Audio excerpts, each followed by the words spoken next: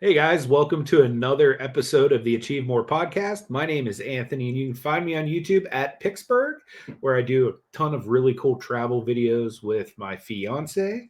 And just recently, we got back from Australia, and we're putting out a lot of cool vlogs from Royal Caribbean Ovation of the Seas.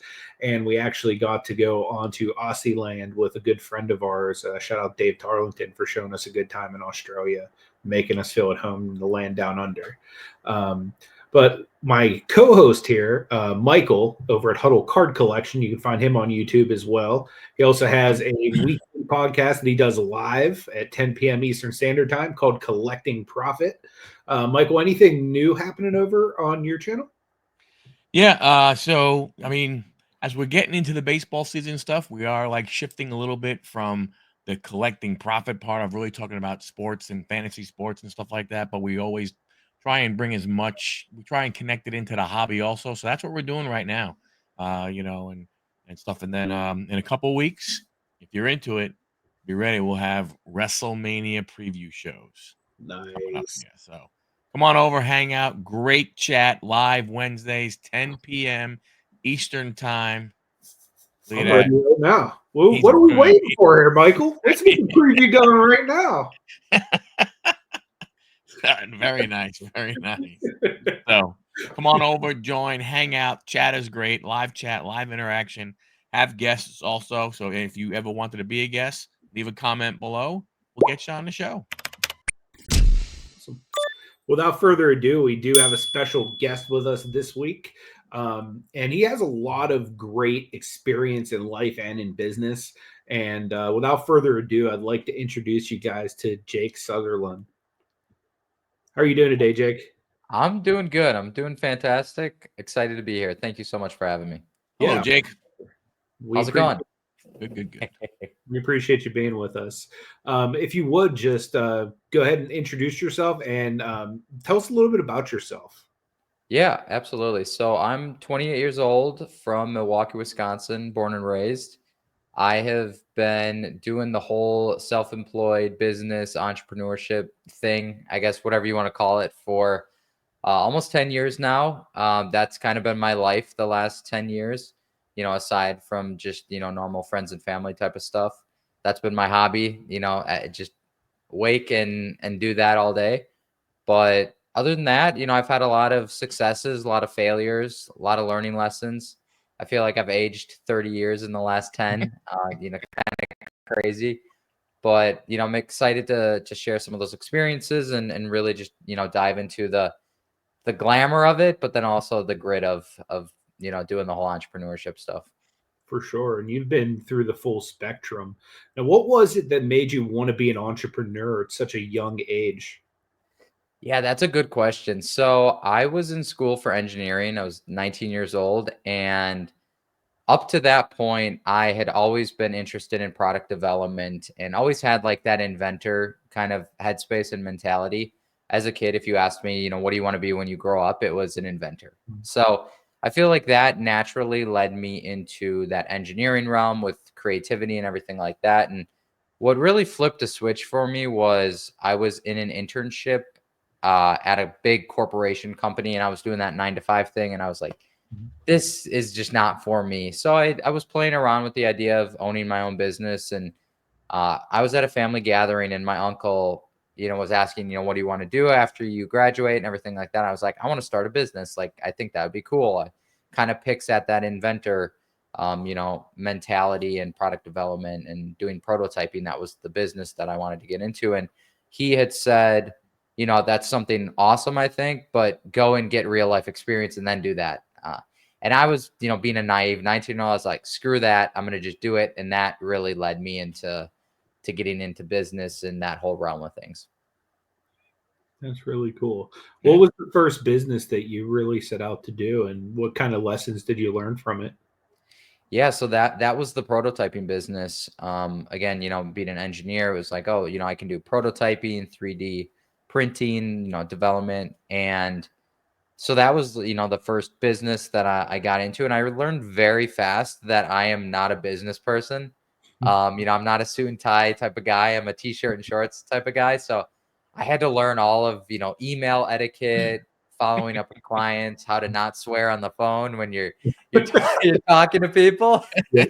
So it was really like a big learning curve because, again, I was an engineer. Like my pride and joy was, being in the machine shop and making stuff, not the whole business realm of things. Yeah, that's totally understandable. I myself got into the entrepreneurial path by being more of a creator as well. So like I totally understand like being like, oh, how do I, handle myself around all these like businessy type people that have gone through like Ivy League schools or, been doing this type of role for many years. So what was that like for you, especially being so young, trying to fit in amongst those people? Did you have any kind of issues or did you adapt pretty easily?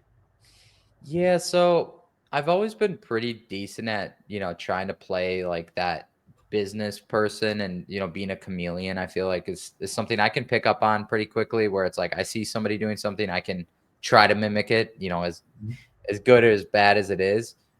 But I definitely struggled with the sales aspect. I'm just not that type of person. So me getting on meetings and even just trying to ask for money from people, it was something that's a skill and that is an aspect of business that I really had to learn was how do you communicate properly? How do you pitch yourself? How do you sell yourself? And, again, on the backside of that is how do you ask for money? So Mhm. that was something I definitely struggled with. And even to this day, I'm not the salesperson, Mhm. but I know enough that I can, get on and have a decent conversation with people. But that was definitely one of those things that I struggled with for sure. I think that's something a lot of people struggle with. Like I myself also struggle with that. I don't know if part of it's like pride, like you don't want to feel like, oh, I can't do this on my own. But then another part of it is practically if you want to scale something, you almost need to, take on investors at some point or, bring on partners and stuff like that. So what were the practical things that you did to kind of overcome not wanting to ask people for money and any kind of tips you'd give the audience? Yeah, the biggest thing was free work. I feel like I became an expert before, and this kind of takes me into marketing. So when I was doing the prototyping, I learned very quickly that you need to market yourself to be able to get clients. You can't just start a business, and that took me into like, hey, I can do this marketing stuff for other people, and struggling with the sales and the that side of things in that marketing realm. I did a lot of free work. I would literally just be like, hey, can I, you know, I had a drone. So I was taking drone photos for people for free and businesses and, doing marketing for them, social media posting. Mhm. And that aspect of business, people were like, oh, you did this for free. Like, I'll pay you a little bit to do it. So that helped me, get a little bit of momentum. But I was also always big on having a partner to do that sales side of stuff too.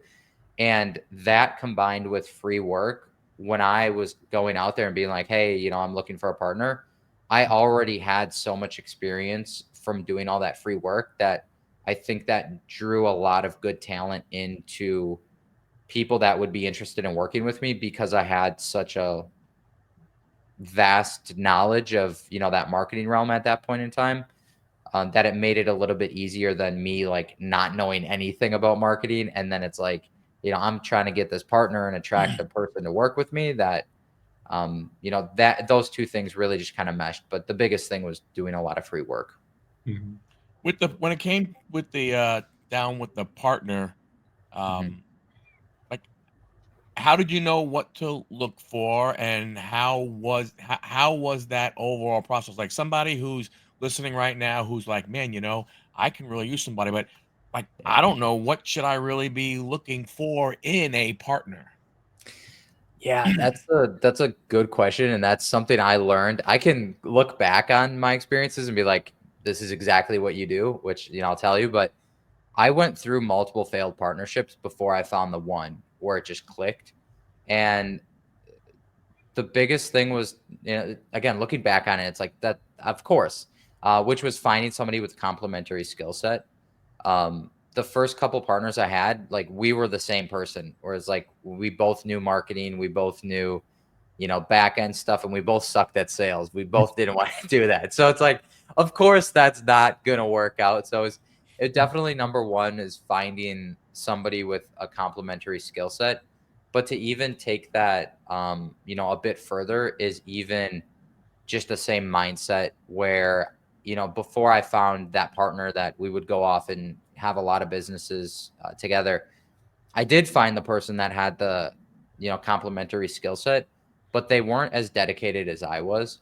I was at the point where I was in college, but at that time I was taking like one course a semester, which is nothing. And that other individual still worked a full-time job and just wasn't as dedicated as I was. Again, rightfully so. Like, it's nothing against them. I was the outlier. I was the crazy person spending all my time working on this business. But when you find somebody with a complementary skill set that's as dedicated with the same mindset as you, and obviously you got to like the person and get along with them.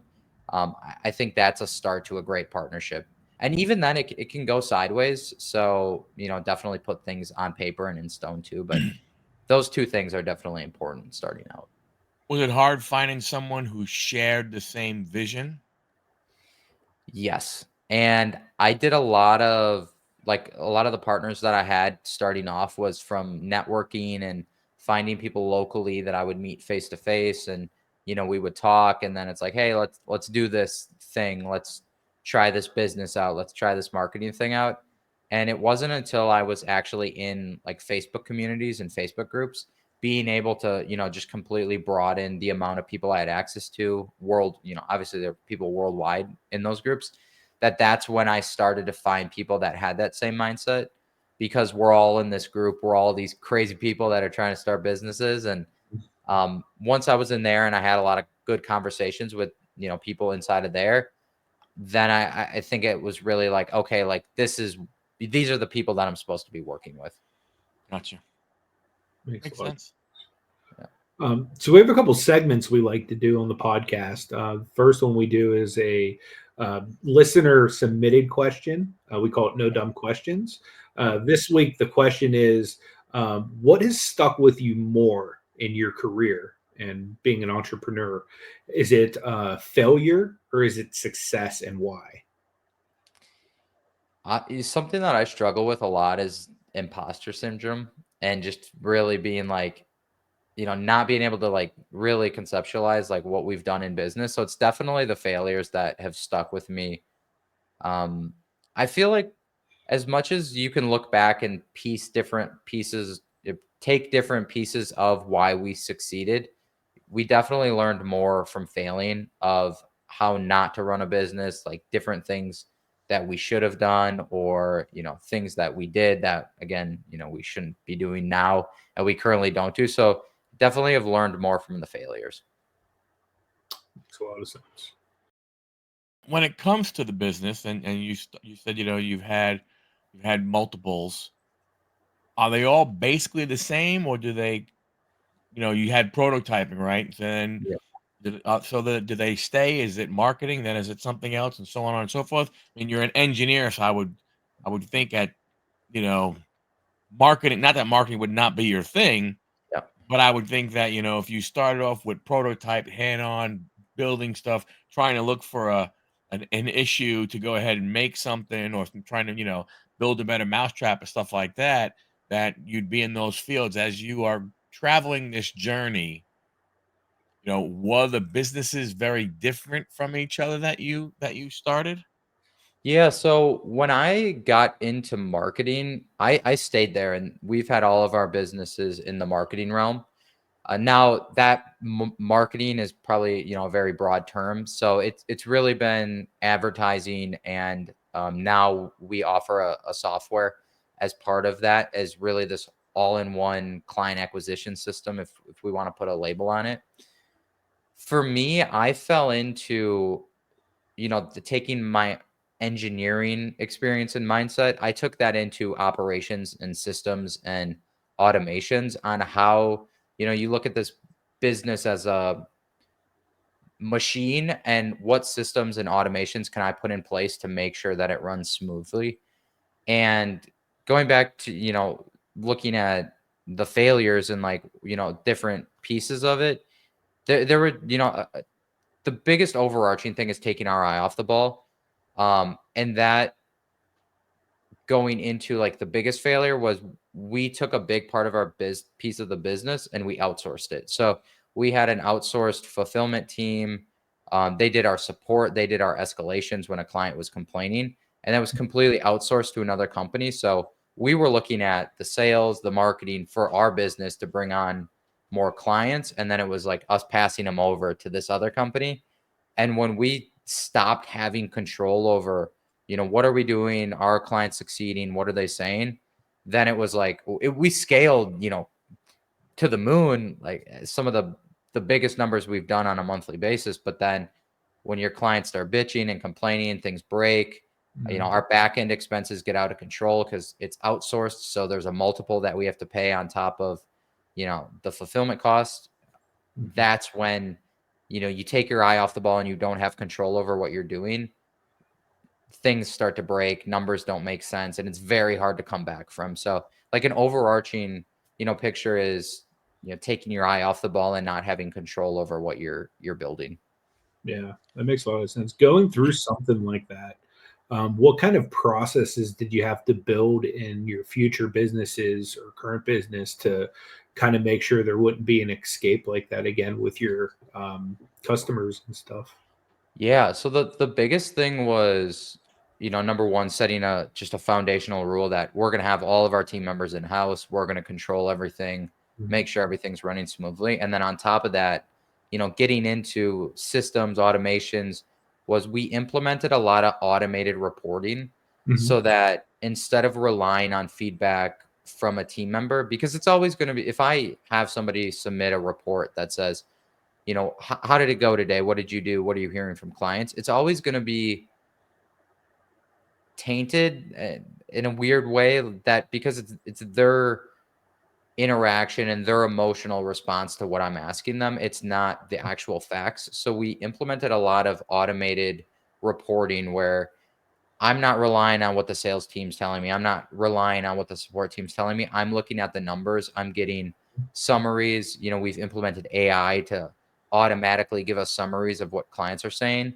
take them, compile them, and then build out, different reports so we can use metrics and we can use numbers to make decisions in the business versus relying on, again, what people are saying to make decisions. So those two things combined, being able to have numbers to make decisions off of, but then also having everything controlled in the business that we're, again, we have full control over everything.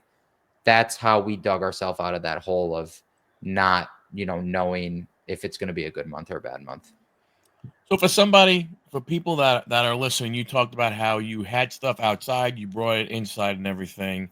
For someone who might be wondering right now, man, I want, my business, wow, it sounds a little bit like that. And also, what am I doing? What advice can you give for somebody about making those hard decisions about, I don't want to say cut ties, but really, really, I mean, and sometimes from going outsourcing to all of a sudden bringing everything back in, that's a pretty big change for a company. So, what kind of advice would you give to someone and sit down? Like, what were the harsh realities that you had to go through to make that happen? If you can give some people, listening, some advice to that. Yeah, I think it's always okay that if you want to use a fulfillment company to whatever industry you're in, even if you're in the, you have a beverage company or an energy drink company and you're using a third party company to, do your, white label out the, production of that or whatever you want to call it. Yeah. I think there's two aspects of it. If they're just absolutely bigger than you and they handle big clients and they're used to a lot of volume, that's absolutely something that I don't think you're going to have the issue with.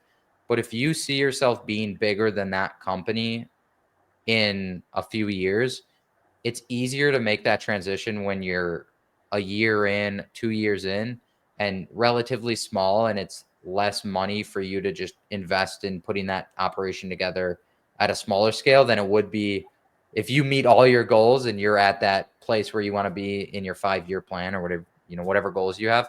It's much easier to do when you're small than it is when you're just absolutely massive and you have clients that are, relying on you, customers that are relying on some level of product.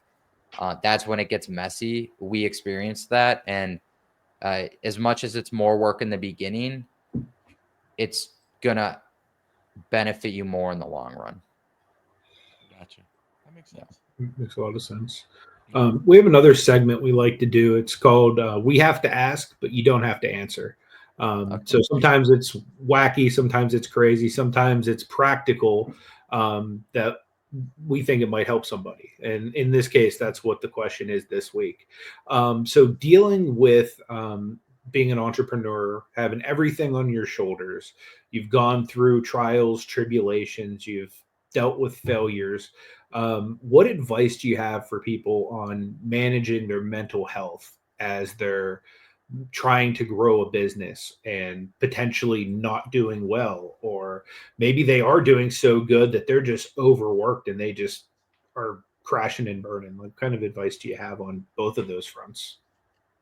Yeah, I have a few because I've dealt with both of those, the crashing, the burning, and then also, some of the mental health stuff. From what I've seen, at least, my personal experience, and then also with my business partner, I don't want to get too much into it, but Mhm. I think for us, the negative mental health, so anxiety, not having trust in the business, just like worrying constantly about different things, is always going to come down to control.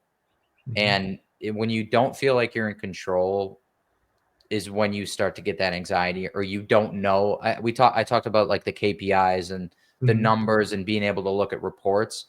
And if you don't have clarity on what you can control and different levers that you can pull to make changes when you need to, that's when that can lead to the negative mental space of, worrying about different things, because you don't have control and you don't know how to change those things, or you don't know what to change. So that would be my answer to that, the first part. But then the burnout and some of just like, constantly working and feeling like, it's just like I'm putting my heart and soul into this, and, maybe it's not moving anywhere, or maybe, it's doing really well, but you still just feel like you don't have a personal life, because you're just constantly work, work, work. For me, what's helped is treating it like a 9 to 5, and clock in, clock out, and have like a very real separation between work and your personal life. And I mean, there's a reason that everybody shits on, a 9 to 5 job, but like from a mental perspective, I think you need that.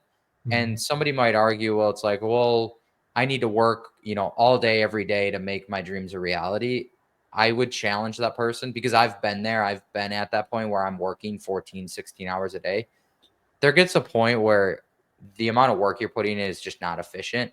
So I would challenge somebody to really work a better 8 hours or 10 hours, instead of trying to work all this time and it really just not being the best work that you can do as possible. Yeah, you make a great point there because, no matter really what no matter what you're doing, and it's even if you're doing something, for fun per se that you want to call something, it's like I could say, your hobby is woodworking along so other things. You get to a certain point where, you're not as, mentally clear because you've been, but natural fatigue starts to sit in. And then to Yeah, your point, what would take you 2 hours now is taking you six because you've been draining yourself and losing the energy and stuff. So I can understand what you're saying there. Of it does make a lot of sense. Is that yes, even though it is your thing, it's not, and it is your life per se, but it's not literally your life from that exactly. standpoint. So that makes a lot of sense. Yeah. You can lose touch with like why you started too, when you're just like it's like I wanted this to have the freedom of doing whatever I want, but now I don't have that because, I'm just Mhm. constantly working. So absolutely. Yeah. Um, what would you excuse me, what would you say to people that currently are looking to take the plunge? Like they might still be in their 9 to 5, but they have the desire, much like you and I and Michael, to go out there and start their own thing. Like, what type of advice would you have for that? Yeah. I mean it's cliche, but like just do it. Like go out there and just do it. Don't overthink it.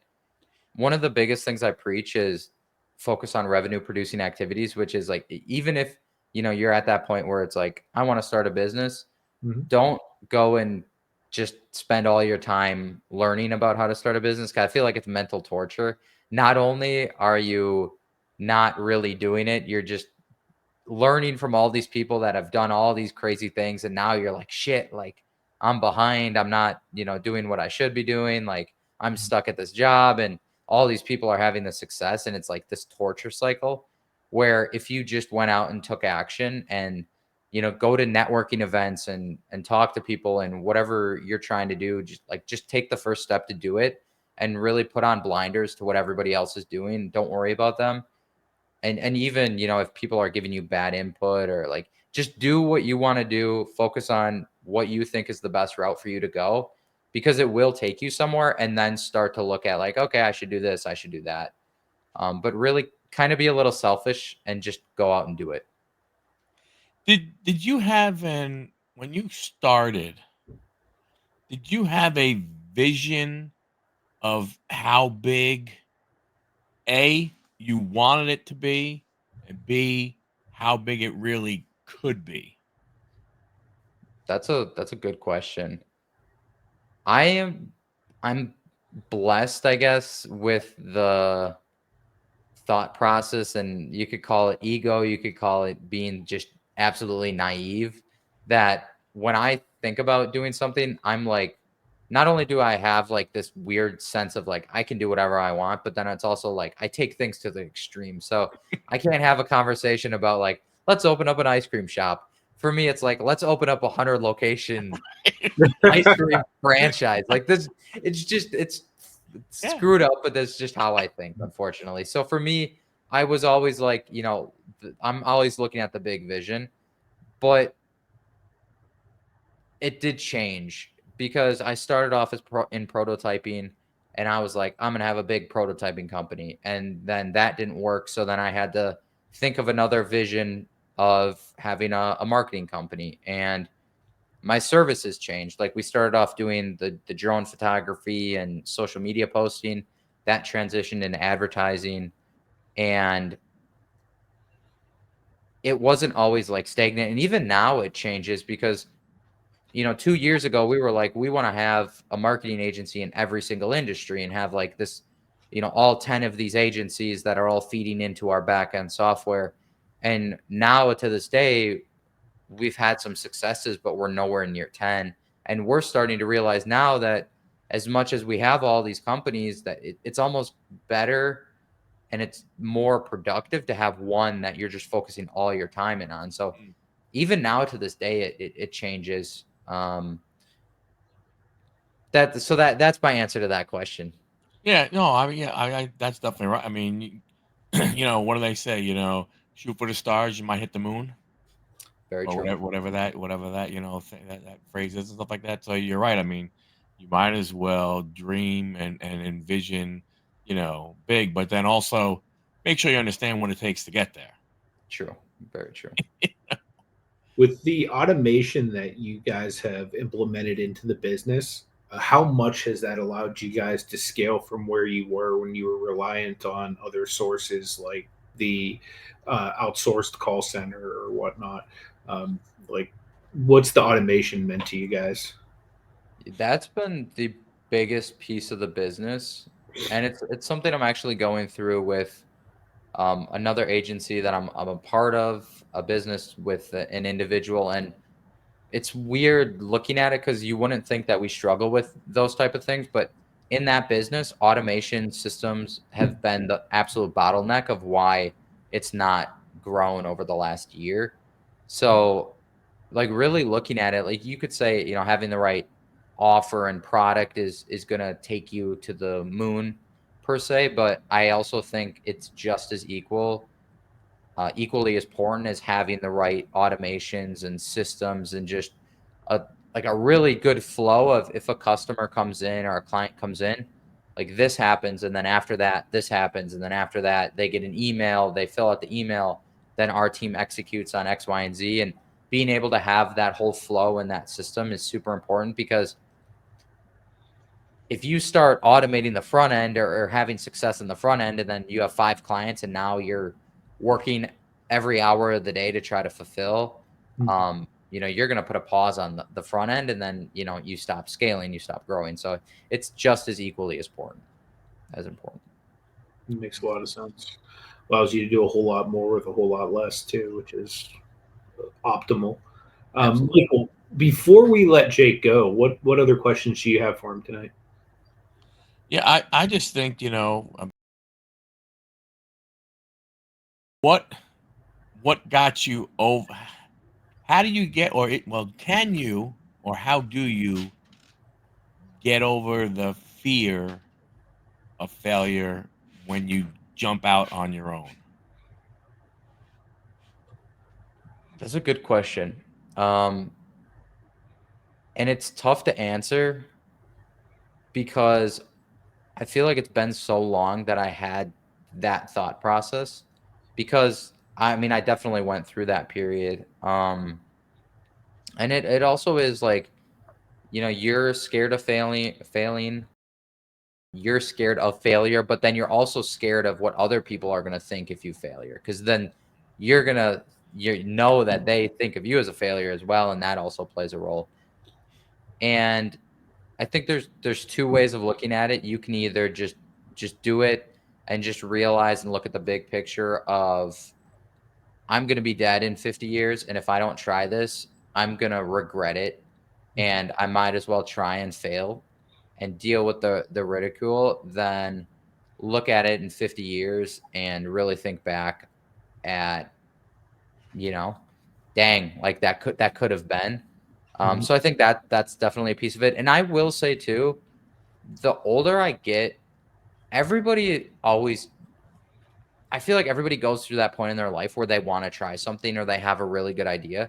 Because I've even seen it in my friends and family where they're like, like I could go out and try that, or I could go do this project and try to own my own business. And I think everybody goes through that. And some people, clearly don't take action on it, and some do. But my second part to that is, instead of like looking at the future and really just having just a reasonable conversation with yourself why I should take action, the other part of it is you're just going to torment yourself for however long it takes you, and just really thinking like, damn, like I should do this. And you're going to just mentally torment yourself until you actually do it. So you could go down both of those paths. I guess the third is not taking action, but I think it's really like looking at your future and realizing that there's nothing to lose besides just trying to go do it. Makes a lot of sense. Answer. Where can people find you, Jake? Like if they want to connect with you? Absolutely. Just jakesetterlun.com is going to be the easiest. We have a lot of cool stuff on there, a lot of resources. Just jakesetterlun.com. Cool. Is there anything else you want to promote, like the business or anything today? I'm a pretty simple guy. I got nothing nothing to sell you. I mean, we do have a lot of cool information on my site. We have one-on-one coaching, but I mean, I'm not here to pressure it. I'm here to, just kind of explain my story and give back.